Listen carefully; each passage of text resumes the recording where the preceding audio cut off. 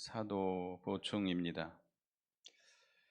에, 예수님의 제자들이 예수님 승천 이후에 마가의 다락방으로 돌아와서 주님의 명령을 순종해서 예루살렘을 떠나지 아니하고 전혀 기도에 힘썼다고 그랬습니다. 120명의 성도들이 모여서 기도하는 가운데 베드로가 일어서서 가룟 유다 이의 그 자살의 문제를 성경으로 이렇게 해석을 했습니다. 가룟 유다는 예수님의 제자죠. 예수님의 제자인데 그가 왜 목매어 자살해 죽었는가 의심을 가질 수밖에 없게 된 겁니다. 그래서 그 의심하는 문제를 해결해야 되겠죠. 그래서 사도 베드로가 이 16절 보면 16절에 읽어보겠습니다. 시작. 형제들아, 성령이 다윗의 입을 통하여 예수 잡는 자들의 길잡이게 된 유다를 가리켜 미리 말씀하신 성경이 응하였으니 마땅하도다. 다윗이 성령으로 다윗의 입을 통해서 예언하신 말씀대로 이 가룟 유다가 그렇게 비참하게 최후를 맞이했다. 성경대로 응한 것이고 그것이 마땅하다라고 이렇게 해석을 했습니다.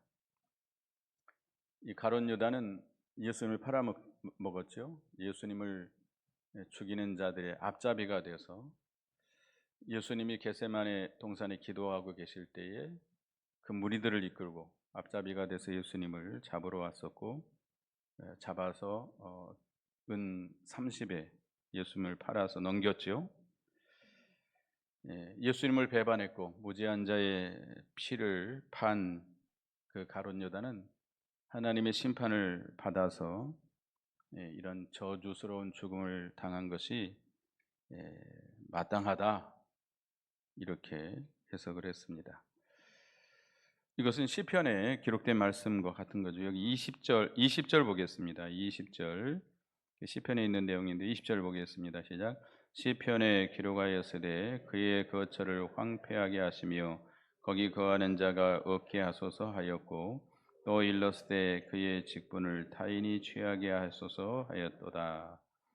시편 69편 25절에 있는 말씀을 들어서 시편의 말씀대로 이루어진 것이다라고 베드로가 이렇게 증거를 했습니다.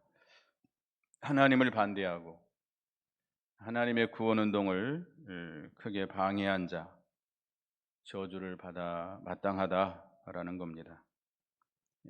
이 예수님을 팔아먹은 가룟 유다가 이 저주를 받아서 멸망하게 된 것이 당연하다는 것이죠. 우리도 어떤 문제가 생겼을 때에 우리도 베드로처럼 성경을 성경대로 우리가 해석을 하고 성경대로 처리해 나가야 됩니다. 그런데 예수님께서 가룟 유다가 불택자인 줄 알면서도 제자로 택하셨죠. 그런데 처음부터 마귀다라고 예수님 말씀했어요. 그러니까 불택자인 걸 알면서도 예수님께서 당신의 제자로 삼으신 것은 그 불택자도 하나님의 구원 운동에 이용당한다라는 것을 알게 하는 것이죠. 또 불택자도 택한 백성과 함께 추수 때까지는 하나님이 사랑하신다는 것. 그리고 이제 이후에 교역자들 가운데도 불택자가 있다는 것. 목사님들 가운데도 불택자가 있다는 겁니다. 장로님들 가운데도 불택자가 있다는 겁니다. 그렇다고 해서 나는 불택자인가 라고 의심하면 안 됩니다. 그런 자들이 혹간이 있다는 겁니다. 그리고 이 범죄자의 말로는 비참하다 라고 하는 것을 보여주고 있는 것입니다. 이 가룟 유다가 어떻게 죽었습니까? 18절 19절 읽어보겠습니다. 시작. 이 사람이 불의의 삭스로 밭을 사고 후에 몸이 곤두박질하여 배가 터져 창자가 다 흘러나온지라. 이 일이 예루살렘에 사는 모든 사람에게 알리어져 그들의 말로는 그 밭을 아겔다마라 하니 이는 피밭이라는 뜻이라. 이 불의의 삭스를 가지고 밭을 샀다. 가룟 유다가 샀을까요? 다른 사람이 샀을까요? 예.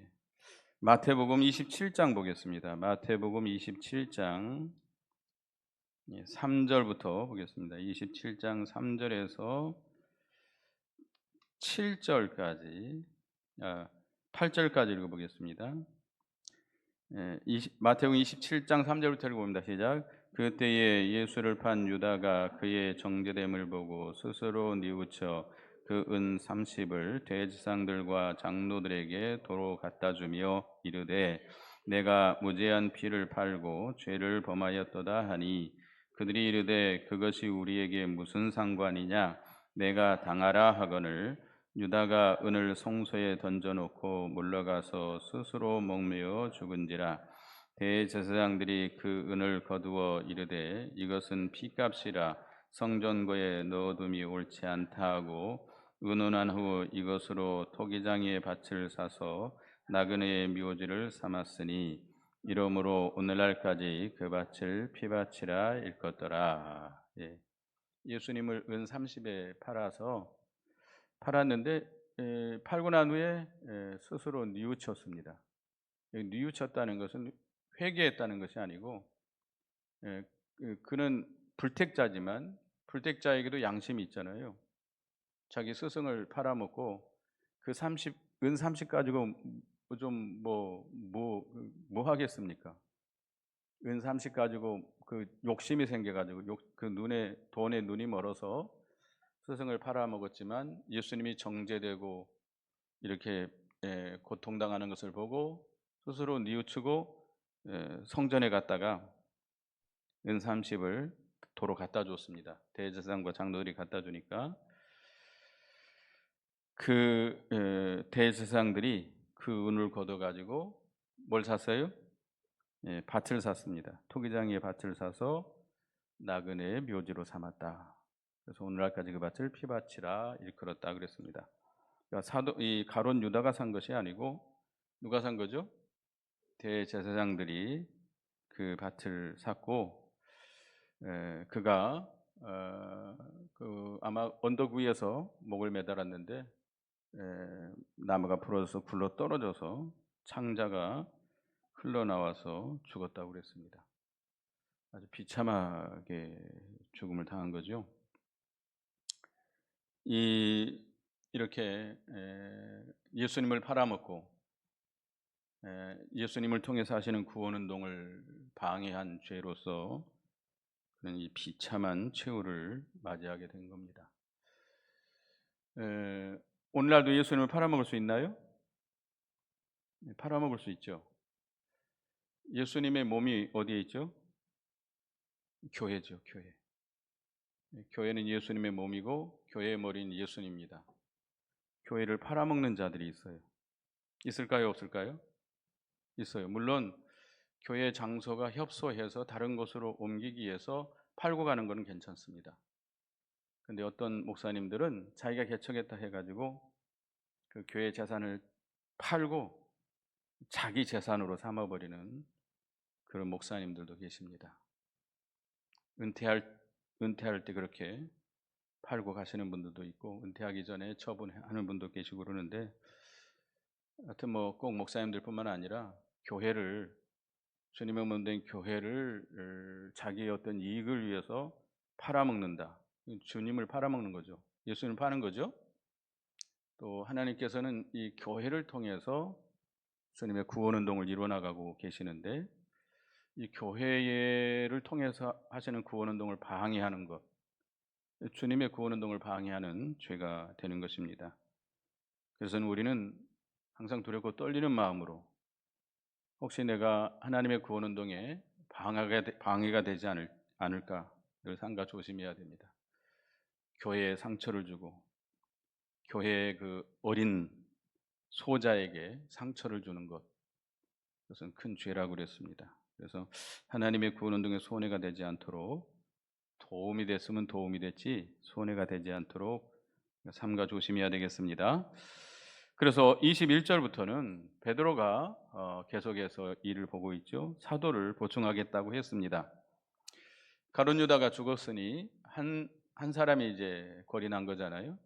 한 사람을 더 보충해서 그리스도의 부활의 증인으로서의 숫자를 충족하기 위해서 한 사람을 택하자고 합니다. 그래서 그들이 이 사도를 보충하는 데 있어서 그 자격을 말씀했는데요. 21절, 22절을 읽어보겠습니다. 시작. 이러함으로 요한의 세대로부터 우리 가운데서 올려져 가신 날까지 주 예수께서 우리 가운데 출입할 때에 항상 우리와 함께 다니던 사람 중에 하나를 세워 우리와 더불어 예수께서 부활하심을 증언할 사람이 되게 하여야 하리라 하거늘. 세례 요한의 때부터 예수님이 승천하실 때까지 항상 우리와 함께 다니는 사람 중에 한 사람을 택해서 보충하자 그랬습니다. 이 말은 그 사도로 보충해야 될 그 자격자는 그 세례 요한에부터 예수님이 승천하실 때까지 제자들과 함께 다니던 사람 중에 한 사람이어야 됩니다. 그러니까 그리스도의 증인이 돼야 되니까 예수 그리스도와 늘 함께한 자, 예수님의 음성을 직접 들은 자, 예수님이 행하신 그 행사를 그 일을 늘 눈으로 보고 체험한 자, 예수님의 그 인품, 그 성품을 늘 옆에서 본 자, 이런 자가 증인의 역할을 할 수 있다는 겁니다. 요한일서 1장을 보겠습니다. 요한일서 1장 1절 보겠습니다. 요한일서 1장 1절 2절 보겠습니다. 요한일서 1장 1절 2절을 보겠습니다. 읽어보겠습니다. 시작. 태초부터 있는 생명의 말씀에 관하여는 우리가 들은 바요 눈으로 본 바요 자세히 보고 우리의 손으로 만진 바라. 이 생명이 나타나신 바 된지라. 이 영원한 생명을 우리가 보았고 증언하여 너희에게 전하노니 이는 아버지와 함께 하시 계시다가 우리에게 나타나신 바 된 이시니라. 사도 요한이 증거하는 내용이죠. 생명의 말씀 누구죠? 그리스도죠. 그리스도. 예수 그리스도를 우리가 직접 그리스도의 음성을 들었고 눈으로 봤고 손으로 직접 만져봤고 직접 체험한 거죠. 배운 겁니다. 예수 그리스도를 직접 보고 주님과 늘 함께하고 주님이 행하신 모든 행적 가운데 함께해서 그 주님을 배운 자예요. 주님을 바르게 배운 자가 사도의 자격이 있다는 겁니다. 우리가 주님의 사역자, 오늘날로 말하면 이제 교역자나 또 주님의 그리스도의 증인의 이 바른 역할을 하려면 바르게 배워야 된다. 많이 배우고 바로 배워야 돼요. 예전에는 신학교 계통이 많이 없어가지고 그 신학을 하지 않고 목사가 된 사람들이 많이 있습니다. 요즘도 돈만 주면 목사 안수 시켜주는 데도 있다고 그럽니다. 또 여자분들도 신학 안 하고 뭐 이렇게 어떤 은사가 있으면 목사로 이렇게 안수하는 데도 있다고 합니다. 그렇게 되면 이게 참 많이 문란해지고 그리스도의 증인의 역할을 하는 것이 아니고 그 진리를 바로 알지 못하기 때문에 진리를 흐리게 만드는 거예요. 그러니까 우리가 증인의 역할을 하려면 바로 배워야 돼요. 여러분들도 그리스도의 증인의 역할을 해야 되는데 그러려면 뭐 해야 돼요? 배워야 돼요. 배워야 돼요. 많이 배우고 많이 배울 뿐만 아니라 어떻게 배워야 돼요? 바르게 배워야 돼요. 어디 저기 여기는 성경을 깊게 가르치는 곳입니다. 거기 가서 배워야 될까요? 거기 어디죠? 신천지예요. 신천지라고 말하지 않고 있지만 간판에 크게 써붙여 놨어요. 여기는 성경을 바르게 가르쳐 주는 곳입니다. 신천지. 거기 들어가면 안 돼요. 어디서 배워야 돼요? 교회에서 배워야 되겠죠. 예배 빠지 말고 성경을 부지런히 배워야 됩니다. 많이 배우고 깊게 배우고 바르게 배워야 돼요. 누구에게서 배웠느냐가 중요한 거예요. 누구에게서 배웠느냐. 바르게 배워야 증인의 노릇을 바로 할 수 있습니다. 바르게 배우지 못하기 때문에 이 탈선하게 되고, 이 교육자들 가운데 이 신학을 하지 않아 가지고 목사가 되신 분들 가운데는 탈선하는 분들이 많이 있습니다. 그걸 따라가는 사람들은, 교인들도 다 잘못된 길로 가게 되는 거예요. 그래서 이 사도 보충을 하는 데 있어서 제일 첫째는 바르게 배워야 된다. 예수 그리스도를 세례 요한 때부터 예수님 승천하실 때까지 따라다니면서 예수님과 함께 같이 잠을 자고, 예수님과 함께 같이 기도하고, 예수님과 함께 같이 고난당하고, 예수님과 함께 그러니까 이 배운다라고 하는 것은 물론 글을 통해서, 책을 통해서 배우는 것도 있지만, 우리가 이 광야 신학이라고 말하는데요. 이게 직접 체험하면서 배워나가야 됩니다. 같이 기도하고, 같이 예수님과 함께 다니면서 고난도 같이 겪고, 같이 배고파하기도 하고, 그 능력을 체험하기도 하고, 실제적으로 그런 물론 글을 통해서, 말씀을 통해서 배우고, 또 실제적으로 이 광야와 같은 광야 신학을 통과해야 돼요. 그러니까 이 모세는 40년 동안 바로의 궁궐에서 뭘 배웠어요? 애굽의 학문을 배웠어요. 근데 그걸로 안 된다는 거예요. 어디 가서 40년을 또 통과했죠? 미디안 광야에 가서 40년을 통과했어요. 40년 동안 거기서 또 신학을 한 겁니다.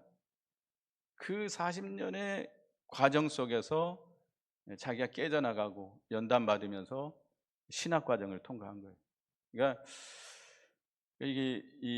우리도 그런 배운다라고 하는 것은 글로도 배우겠지만 이런 연단 과정이 있어야 됩니다. 연단 과정이 있어야 돼요. 그래서 실제적으로 그 말씀대로 걸어가 보고, 살아보고, 체험하고, 또 그 말씀대로 시험을 이겨나가고, 이러면서 능력이 생기고 또 증인으로서의 역할을 바로 할 수 있겠습니다. 그 다음에 22절에 보면 항상 우리와 함께 다니던 사람 중 그랬습니다. 항상 우리와 함께 다닌 자다. 어떨 때는 다니고, 그러니까 자기가 시간 나면 같이 다니고, 시간이 안 나면 같이 안 다니고, 이런 사람은 사도의 자격이 없습니다. 증인의 자격이 없습니다. 언제든지 내가 이 예수님의 제자들은 모든 걸 다 팽개쳐 놓고 예수님을 따라다닌 자예요. 항상 변함없이 좋을 때나 나쁠 때나, 풍부할 때나 부족할 때나 변함없이 늘 충성한 사람, 이런 사람이 증인의 사도의 조건이 자격이 되는 것입니다. 변함이 없어야 돼요. 우리가 이 마가 요한 알죠? 마가 요한이 바울과 바나바가 이 전도 여행을 떠날 때 제1차 전도 여행 때 같이 갔습니다. 같이 갔는데 중간에 어떻게 해버렸죠? 돌아와 버렸어요. 너무 힘들다고 돌아와 버렸어요. 그래서 이제 2차 전도 여행 때 바나바는 자기 조카니까 같이 가자, 데리고 가자 했는데 누가 반대했어요? 사도 바울이 반대했어요. 쥐가 편할 때는 같이 가고 어렵다고 도망간 자를 어떻게 우리가 같이 함께 할 수 있느냐? 안 된다고 그랬습니다. 자격이 안 된다는 거죠. 물론 나중에 이 마가가 회개하고 사도 바울에게 유익된 사람이 됐습니다마는, 언제나 좋을 때나 나쁠 때나 항상 변함없이 충성한 사람이 자격이 되는 겁니다. 그 다음에 함께 다닌 자, 함께 다닌다. 여기 그리고 우리와 더불어 그랬습니다. 더불어 정신이 있는 사람이 해야 됩니다. 더불어. 항상 협동 정신이 있는 사람. 그러니까 복음을 전가하려면 우리 교회 생활도 마찬가지죠. 교회에서 목사로서, 또 장로로서, 권사로서, 집사로서, 또 모든 우리가 어떤 성도로서도 우리가 이 교회를 섬겨나가고 교회를 통해서 주님의 구원 운동에 협력해 나가야 되는데, 그러려면 협동 정신이 있어야 돼요. 자기 잘났다고 자기만 옳다 그러고, 독선주의, 자기 의견만 내세우고, 이런 사람은 자격이 안 됩니다. 우리가 한 마음, 한 뜻이 되어서 협력해 나가야 돼요. 다른 사람을 나보다 어떻게 여겨야 돼요? 낮게 여겨요, 낮게 여겨요? 낮게. 시옷 받침입니다. 지읒 받침이 되면 안 돼요. 남을 나보다 어떻게 여겨야 돼요? 낮게 여겨야 돼요. 낮게 여기고 다른 사람을 존중하고, 존중해야 할 줄 알아야 돼요. 나보다 어리니까 무시하고, 나보다 못 배웠다고 무시하고, 가난하다고 무시하고 그러면 안 돼요. 교회에서는 어떤 차별이 있어서는 안 됩니다. 어떤 차별이 있어서는 안 돼요. 나보다 남을 낮게 여기고, 어떤 사람과도 어울려서 협력해서 하나님의 일을 해 나가야 돼요. 너는 안 되고, 너는 안 되고, 너는 안 되고, 너는 성격 이상해서 안 되고, 너는 나하고 안 맞아서 안 되고, 이러면 안 돼요. 교회는 별스러운 사람들이 다 모여 있습니다. 다 다르잖아요. 각자가 다 다르잖아요. 그러니까 그런 가운데서 서로 어우러져서 협력할 수 있어야 돼요. 다른 사람을 이해하고, 받아들이고, 용납하고, 이렇게 해서 같이 협력해 나갈 수 있는 사람이 있어야 됩니다.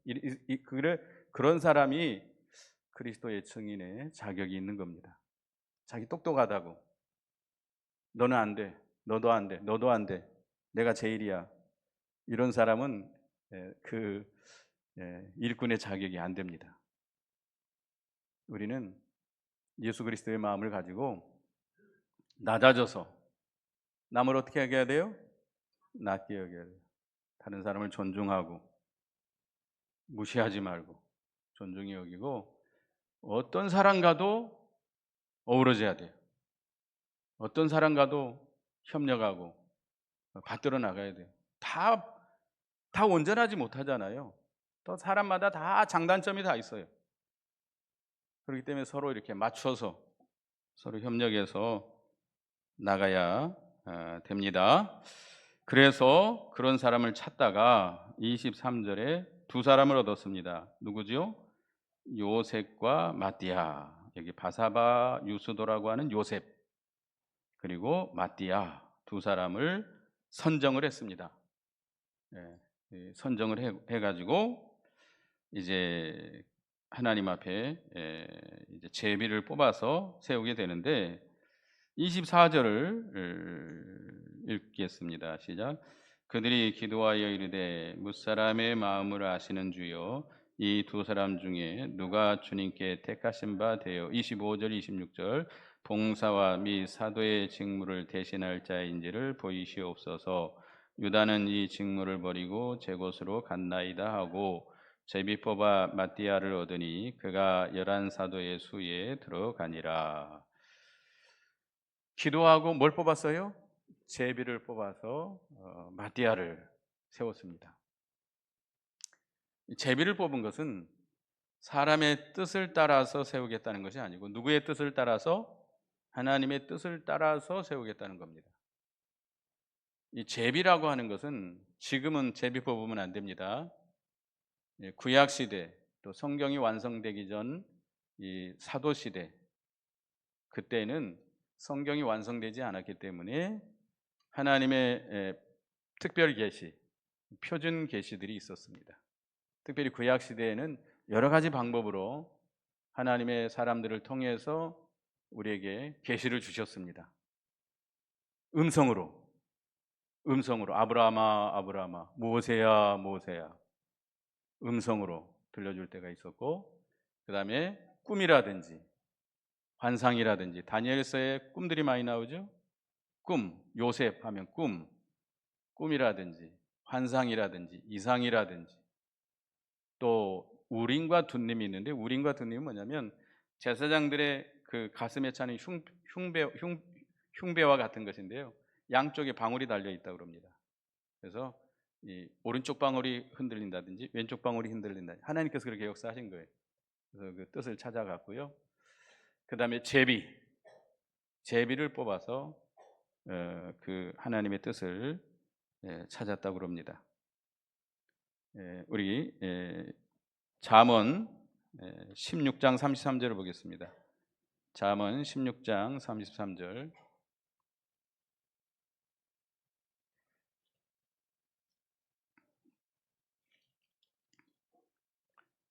잠언 16장 33절 읽어봅니다. 시작. 제비는 사람이 뽑으나 모르는 일을 작정하기는 여호와께 있느니라. 제비는 사람이 뽑지만 그 작정은 누가 하시는 거예요? 여호와 하나님께 있다는 겁니다. 그래서 구약 시대 또 성경이 완성되기 전에는 제비를 뽑았습니다. 지금은 제비 뽑으면 될까 안 될까요? 안 돼요. 제가 선교지에 있는데 어떤 분이 선교사로 오셨습니다. 그분은 고등학교 공고 교사였었는데 어떻게 선교사로 오시게 됐는데 신학을 않고 그냥 왔어요. 그래가지고 교회 거기서 이제 사역을 하시면서 이제 교회 건축을 해야 될 문제가 생겼어요. 근데 그분이 기도하고 제비를 뽑았어요. 잘했어요? 뭐 잘못했어요? 잘못한 거죠. 신약 시대에는 제비로 하나님의 뜻을 찾으면 안 됩니다. 하나님께 기도하고, 이 사도 베드로가 기도하고 제비 뽑았으니까 하나님 제비를 뽑아올 텐데 하나님의 뜻이 어디 있습니까? 가르쳐 주십시오 하고 제비 뽑으면 돼야 안 돼요? 안 됩니다. 지금은 그런 방법으로 하나님의 뜻을 찾아 나가면 안 됩니다. 우리는 어디에서 하나님의 뜻을 찾아야 돼요? 성경 말씀, 기록된 성경 말씀을 통해서 하나님의 뜻을 찾아가야 돼요. 제비를 뽑는다든지 가위바위보를 한다든지 그러면 그건 잘못된 겁니다. 근데 그분이 결국 죄송하지만 얼마 안 돼서 돌아가셨어요. 그것 때문에 그런 건 아닙니다만은 참 안타까운 일이 있었습니다. 우리가 교회에서 투표하는 것이 가장 최선일까요? 많은 사람의 의견이 하나님의 뜻일까요? 아닙니다. 먼저 성경에서 하나님의 뜻을 찾아야 되고, 투표가 가장 이상적이다 할 때는 투표해야 됩니다. 투표해서 많은 사람의 의견을 따라서 우리가 해야 되는데 무조건 투표를 해서 하자, 이건 옳지 않습니다. 성경에서 하나님의 뜻을 찾아서 결정해 나가야지, 그 성경에 기록되지 않은 것들을 우리가 일을 해 나갈 때는 투표를 할 수도 있습니다. 그러나 아까도 얘기했지만 제비를 뽑는 건 안 됩니다. 여러분, 개인의 일을 할 때든지 어디 가서 무슨 일을 결정할 때 제비를 뽑아서 하나님의 뜻을 알려고 하는 건 안 됩니다. 그 다음에 여기 이제 사도의 직무를, 봉사와 및 사도의 직무를 대신할 자를 보이시옵소서. 근데 사도의 직무는 무슨 직이에요? 봉사직이라는 거. 우리 교회에서 모든 직분자, 목사, 장로, 권사, 집사, 권찰, 여러 가지 또 이 직무가 있는데, 이 직분은 다 무슨 직분이에요? 봉사직이에요. 계급이에요? 목사, 장로, 권사, 집사. 이 집사들이 돼가지고 권사님들이 집사들이 돼가지고 이렇게 따지면 안 돼요. 계급이 아니에요. 명예영광직이 아니에요. 어떤 분이 자기한테 장로 직분을 달래요. 자기 친구들은 다 장로 안수 받았는데 자기만 못 받았대요. 그래서 친구들 만나게 되면 창피해가지고 못 나가겠대요. 목사님, 나 이번에 꼭 장로 세워주십시오. 그러니까 안 세워요. 그러니까 친구들한테 자기 장로 나타내려고 장로 세워요? 말도 안 되는 소리죠. 왜 장로가 안 된다? 그러니까 장로가 안 된 거예요. 직분이 무슨 명예영광직입니까? 어떤 사람은 묘비에 장로, 집사보다 장로, 묘비에 장로 들어가는 게 나을까요? 장례식장에 위패 성도보다도 집사가 낫고 장로가 낫고 목사가 나을까요? 이 그런 생각이 잘못된 생각이죠. 절대로 명예 영광을 가지고 직분을 받으려고 해서는 안 됩니다. 내가 이렇게 수고했는데 그래도 나한테 직분을 줘야죠. 절대 그런 생각을 가지면 안 됩니다. 이 직분은 봉사직이에요. 봉사하는 거지 자기 명예 영광을 드러내려고 하는 거 아닙니다. 그래서 마띠아를 얻게 됐는데 실제로는 예수님의 사도의 수에 들어간 자는 누구죠? 사도 바울입니다. 이 사도라고 하는 것은 그러니까 아포스톨롭인가 여하튼 제가 정확히 모르는데 그거는 예수님이 직접 불러 보낸 자라는 뜻입니다. 그러니까 마띠아는 누가 뽑은 거죠? 물론 제이프 가서 하나님의 뜻을 물어서 세웠지만 사도 바울은 예수님이 직접 불러서 보냈기 때문에 실제 사도의 수에는 사도 바울이 들어간다는 것을 우리가 알 수 있습니다. 그래서 이렇게 그리스도의 증인으로서의 사도의 수를 보충했습니다. 우리도 이 사도들처럼 그리스도의 증인들입니다. 저나 여러분 모두가 다 누구의 증인들이에요? 그리스도의 증인들이에요. 주님이 세상으로 내보내신 그리스도의 증인들인데 그리스도의 증인으로서의 사명을 감당해 나가야 됩니다. 우리가 말로도 전해야 되겠지만 말뿐만 아니라 생활 속에서 우리의 생활 속에서 누가 나타나야 돼요? 그리스도가 나타나고 그리스도의 영광이 드러나고 그리스도의 향기가 나타나도록 해야 됩니다. 삼가 조심해서 모든 일에 신앙 양심을 써서 우리가 바르게 삶으로 인해서 우리의 은행 심사를 통해서 그리스도의 영광이 나타나고 그리스도의 향기가 나타나도록 그렇게 해야 되겠습니다. 그래서 하여튼 이 사도 베드로가 가룟 유다의 죽음에 대해서 이 성경대로 해석을 하고 해결을 했습니다. 우리도 어떤 문제가 생겼을 때 뭘로 해석을 해야 돼요? 성경대로 해석하고 성경대로 해결을 우리가 해야 되겠고 우리가 또 주님의 그리스도의 증인으로서의 우리가 자격을 갖추려면 많이 바르게 배워야 됩니다. 많이 배우고 바르게 배워서 그래야 우리가 바른 증인의 역할을 할 수 있고 그리고 항상 변함없이 늘 충성을 다하는 자, 그 다음에 더불어 정신 있는 자, 누구와도 어울릴 수 있어야 돼요. 누구와도 어울려서 교회를 받들어 나가고 주님의 복음의 일을 받들어 나가는 우리가 되어야 되겠습니다. 기도하겠습니다. 하나님, 베드로는 가룟 유다의 죽음을 성경으로 해석하고 성경으로 해결을 했습니다. 저희들도 어떤 문제가 생겼을 때 성경으로 해석하고 성경으로 해결하는 저희가 되게 해 주시옵소서.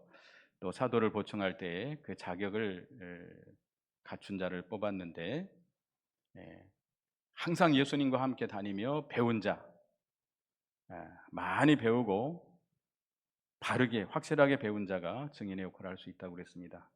그리고 항상 변함없이 함께한 자, 충성한 자가 돼야 되고 그리고 더불어 정신 있는 자, 협동 정신이 있는 자가 증인의 역할을 할 수 있다고 그랬습니다. 저희들도 많이 배우고 확실하게 배우고 바르게 배우고 또 항상 변함없이 충성하고 모든 사람과 어우러져서 협력해서 주님의 몸된 교회를 받들어 나갈 수 있는 저희가 되게 해 주시옵소서. 예수님의 이름으로 기도드리옵나이다. 아멘.